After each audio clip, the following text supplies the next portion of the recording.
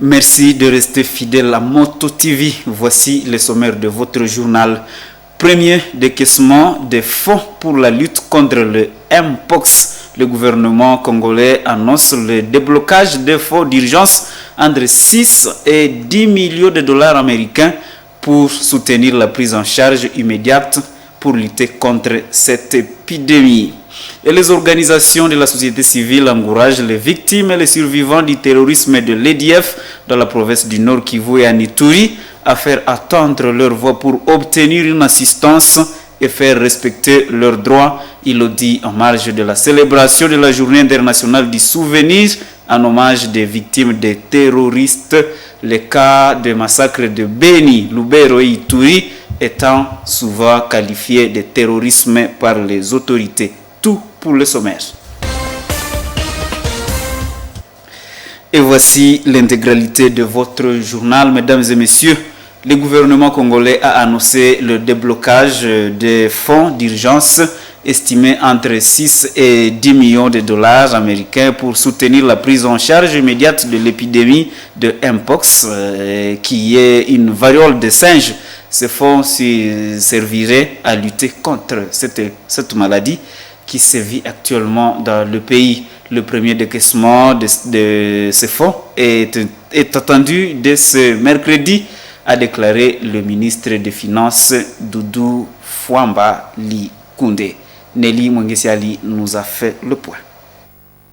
Lors d'une séance de travail tenue mardi, le ministre des Finances a souligné l'importance de mobiliser rapidement ces ressources pour répondre efficacement à cette crise sanitaire caractérisée par l'expansion très rapide du virus dit Mpox sur toute l'étendue du pays.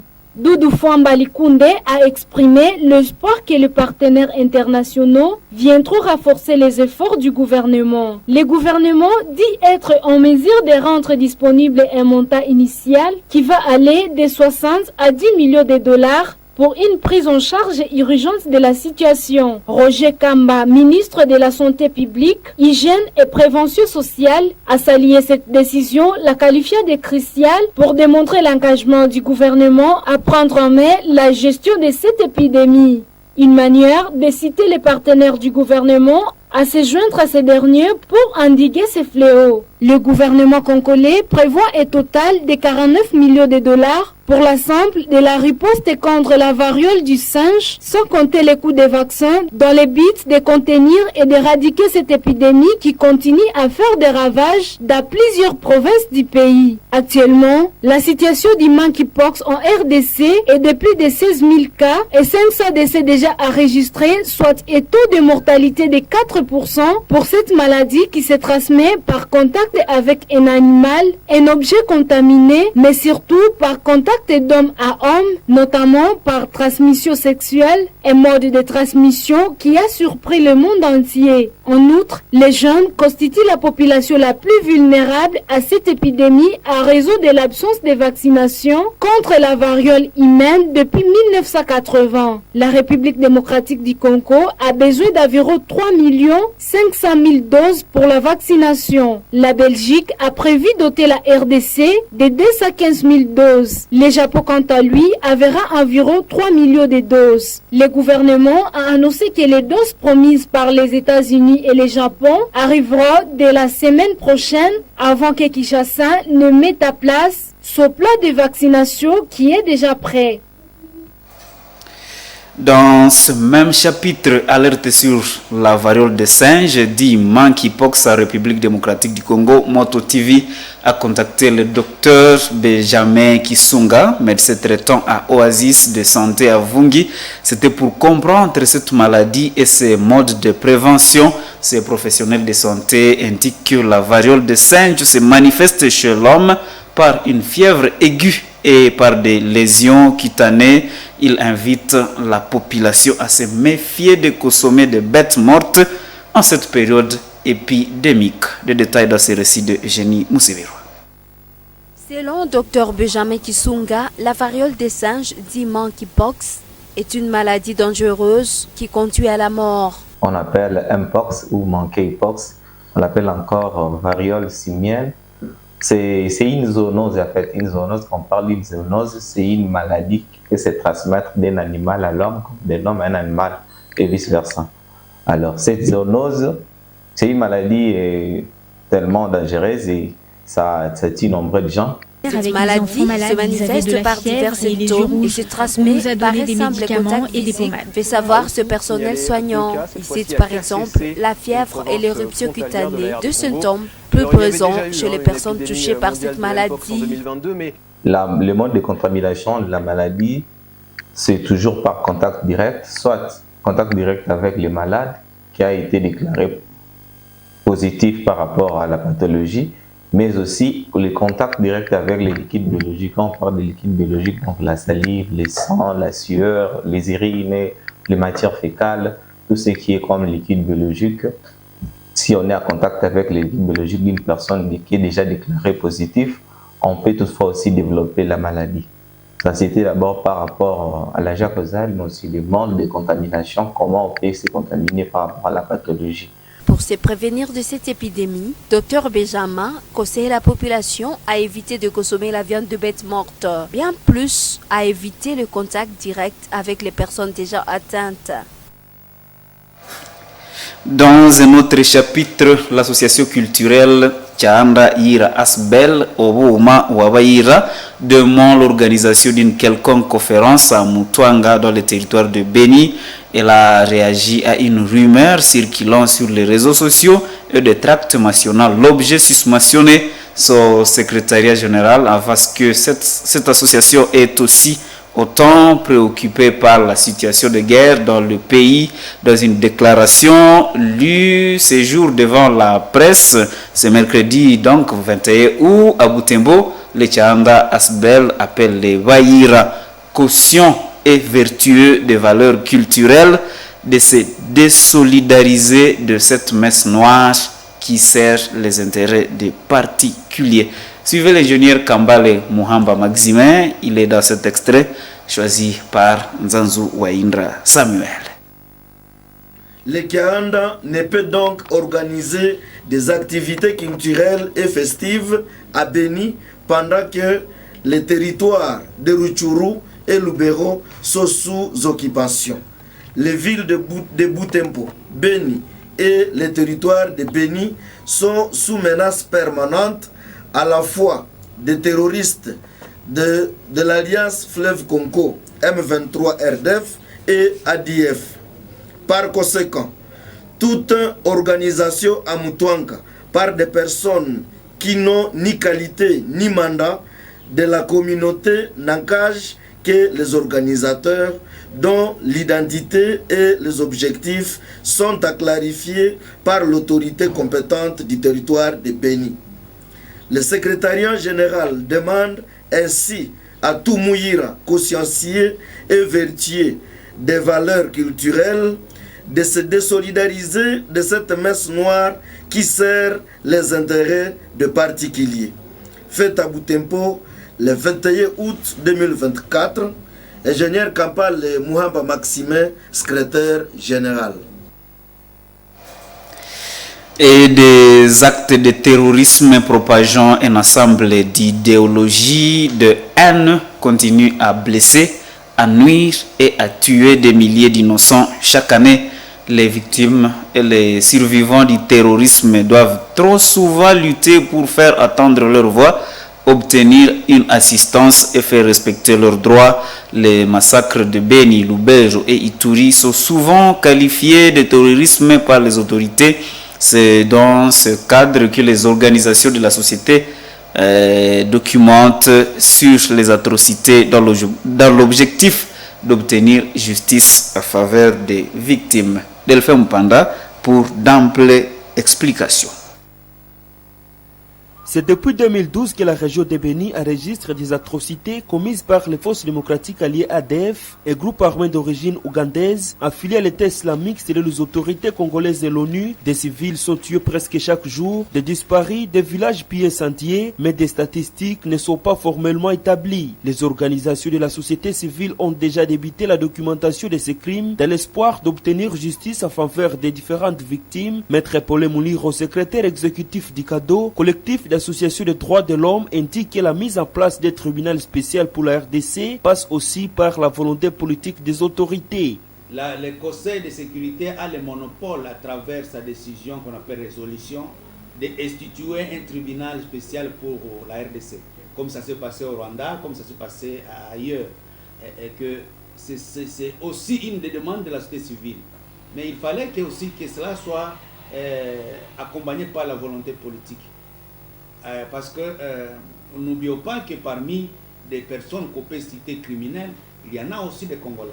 Alors ces Congolais sont malheureusement en train de jouir aussi au pouvoir aujourd'hui. Mais nous avons l'espoir que le président de la République, qui n'aime pas que la criminalité continue, peut toujours aboutir à ce que nous avons souhaité.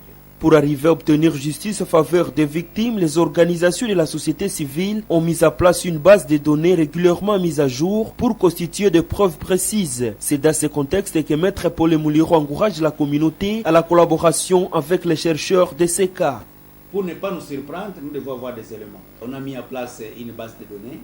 Chaque mois, nous faisons le toilettage des données et nous sommes en train d'identifier d'autres cas qui sont encore nouveaux pour éviter le dédoublement des cas et aussi pour bien cartographier les choses. C'est où c'est passé, c'était à quel milieu et qui a fait quoi, et quels sont les éléments qu'on peut présumer être des éléments de taille par rapport à un procès. Si la population se taise, automatiquement nous risquons de ne pas avoir des éléments lourds lorsque le procès sera organisé. Le 21 août de chaque année se célèbre la journée nationale du souvenir en hommage aux victimes du terrorisme. Cette journée est instituée en 2017 par la résolution 7265 de l'Assemblée générale des Nations Unies. C'est dans l'objectif d'honorer et de soutenir les victimes et les survivants du terrorisme et de promouvoir et protéger le plein exercice de leur liberté et de leurs droits fondamentaux. Et en page religieuse, sachez que Monseigneur Sikuli Palouk Melkisedek a célébré ce mercredi 21 août 2024 ses 46 ans de sacerdoce. À l'occasion, le pasteur de Butembo Béni a présidé à une Eucharistie pour rendre gloire à Dieu. Les cérémonies se sont déroulées au sanctuaire Saint-François d'Assise de Kauntura. Reportage Gérard Mouref. Il est 16h de mercredi 21 août. Monseigneur Sikuli Palouk Melkisedek vient célébrer la messe vespérale de ce jour. Il vient rendre grâce à Dieu pour ses 46 ans de vie sacerdotale. Une centaine de chrétiens prennent part à cette célébration. Il était question pour les pasteurs de Butembo Béni de rendre grâce à Dieu pour la vie. Pendant cette Eucharistie, il a reconnu que tout ce qu'il est aujourd'hui n'est pas de ses mérites, mais c'est une grâce de Dieu. C'est un moment de joie, de grâce, ouais. Parce que qu'il pleuve, qu'il neige, qu'il fasse beau, nous avons continué à être prêtres au cours de ces 46 ans. Donc la grâce que Dieu nous a donnée d'être prêtres continue à nous soutenir, à nous accompagner et à croître peut-être même en voyant les merveilles que Dieu a accomplies dans l'Église qu'il nous a confiée et dans laquelle nous servons. D'abord, nous sommes des serviteurs. Et à dépit de nos faiblesses, de notre vulnérabilité, nous devons rendre grâce au Seigneur. Il nous a donné la santé, nous sommes encore là, à 46 ans, et nous continuons à le servir avec la grâce qu'il nous donne, en essayant d'être fidèles à ce qu'il nous demande d'accomplir. Monseigneur Sikuli Palouk Melkisedek fait comprendre que le sacerdoce n'est pas une raison de gloire personnelle, mais un don de Dieu. À ses 46 ans de sacerdoce, il remercie les prêtres et les chrétiens de son diocèse pour l'amour manifesté à son égard, caractérisé par la vie synodale. Une occasion de partager les bénédictions de Dieu avec les chrétiens présents à cette messe. Monseigneur l'évêque a aspergé de l'eau bénite sur l'assistance. Célébration ce 21 août de l'anniversaire de la naissance au ciel du pape Pie X. Les membres de la croisade eucharistique ont jubilé ce grand jour à l'honneur de leur saint patron en paroisse Sainte-Croix de Tchabouiri. La journée a été marquée par la célébration eucharistique ponctuée par la cérémonie de promesse de 4 croisés. Le père Jean-Baptiste Camariro, qui a présidé à l'Eucharistie, a appelé les amis de l'hostie à rester fiers de leur mouvement en s'engageant au cœur sacré de Jésus et au cœur immaculé de Marie. Encore une fois, Gérard Mourefou pour d'ample détail. Une ambiance de joie a gagné le chef de la croisade eucharistique de la paroisse Sainte-Croix de Tchabouiri tout l'avant-midi de ce mercredi 21 août. C'est à l'occasion de la célébration de la fête de Saint Pie X. Les amis de l'hostie de cette paroisse étaient présents pour honorer la mémoire de leur saint patron. Au cours de la messe, 4 croisés se sont engagés au Sacré-Cœur de Jésus et au cœur immaculé de Marie dans le mouvement de la croisade eucharistique. Ceux-ci se sont engagés publiquement devant l'autel et devant les fidèles en prononçant librement et volontairement leurs promesses.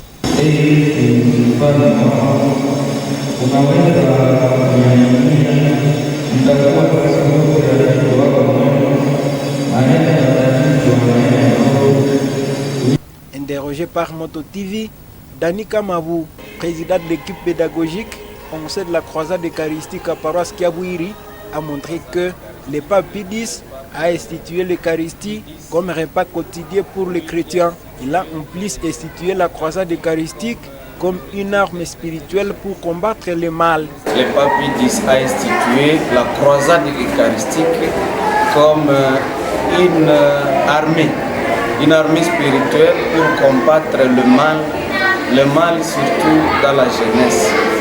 Et ce mal est actuellement combattu par 4 méthodes que lui-même nous a donné le pape Pie X, notamment la prière, une prière qui brise tout mal. Après la prière, il y a l'Eucharistie, qui est l'arme la plus lourde alors pour nous croiser. L'Eucharistie qui est au centre de tout. Nous adorons Jésus-Christ vivant dans l'Eucharistie. Après l'Eucharistie, il y a le sacrifice. Le sacrifice qui se résume par le fait de privilégier et de consacrer notre vie pour les autres. À la célébration de la fête de Saint Pie X, le père Jean-Baptiste Camariro, qui a présidé à l'Eucharistie, a appelé les croisés présents à être fiers de la croisade eucharistique, à s'engager librement au Sacré-Cœur de Jésus et au cœur immaculé de Marie. Et l'entreprise commerciale Techno invite la population de Butembo et Aviro à se procurer de leur nouvelle gamme de téléphones de la série Camon 30. Les agents de cette entreprise ont sensibilisé ce mercredi 21 août la population sur les avantages de nouvelles fonctionnalités que propose cette série. C'est entre autres son endurance face aux différentes matières liquides. Luciana Moussivirwa et Nelly Mongeshali. En pleine circulation des artères de Butembo, ces agents de l'entreprise Techno parlent de cette nouvelle gamme de leurs produits Techno. Il s'agit de téléphones et autres produits.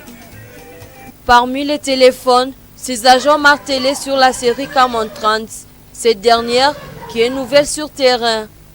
Pour convaincre la population à l'achat de ces produits, ceux-ci ont mis au cœur leur message les avantages de ces téléphones.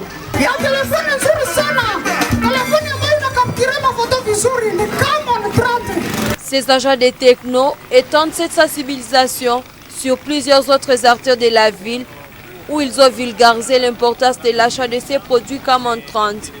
Tout curieux, le client et autres intéressés de ces produits ont également posé des questions sur le fonctionnement de ces téléphones. Le chargé du marketing de cette entreprise a évité les clients de se procurer cet appareil pour son autonomie et pour son endurance face à l'eau et autres matières liquides.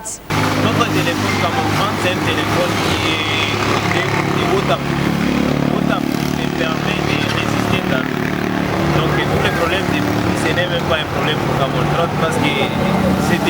C'est depuis le début de l'année 2024 que ce téléphone est disponible sur le marché et dans les shops de techno. Et avant de clore cette édition du journal, le ministre d'État, ministre de la Justice et garde des Sceaux, Constant Mutamba, a réagi aux critiques émanant des syndicalistes, dont le syndicat des magistrats du Congo, qui l'accuse d'ingérence dans les affaires judiciaires et d'instaurer des tribunaux populaires. Mutamba a affirmé lundi dernier que son objectif est de combattre les réseaux mafieux au sein du système judiciaire congolais, d'où la création de la bancarisation des frais de la justice. Suivez-le dans ses propos choisis pour vous par Mwana Mpenzi Manzekele. Plus ou moins 58 jours à la tête de ce ministère, j'ai observé qu'il y a beaucoup d'abus. Lorsque le chef de l'État dit que la justice est malade, moi je confirme ça. La justice est d'ailleurs gravement malade. Étant donné que toutes les spoliations qu'il y a à Gombe ici, à Matete, à Lingwala, à Kinshasa, mais ce sont le fait des magistrats, des juges, des huissiers et certains avocats véreux, que lorsque vous voulez guérir une maladie, vous devez faire un bon diagnostic. Vous n'allez pas administrer le comprimé de la malaria, par exemple, à une autre maladie que la malaria. Que des gens se lèvent. Parce que je sais, ce ne sont pas ces syndicalistes, ces pauvres syndicalistes. Ils sont de bonne foi. Je sais qui est derrière. Ce n'est pas ma tête qu'ils cherchent, ils cherchent la tête du chef de l'État. Et qu'ils sachent que je ne vais pas reculer d'un seul pas. Et la bataille est lancée, la provocation est lancée et nous allons nous battre. Je pense que j'exécute les instructions du chef de l'État et les choses doivent être claires. Nous allons nous battre contre les réseaux mafieux jusqu'au bout. Ça là, c'est la terre de nos enfants. Et voilà, mesdames et messieurs, ce qui met pratiquement fin à cette édition du journal sur Moto TV. Merci à vous qui l'avez suivi. Au revoir.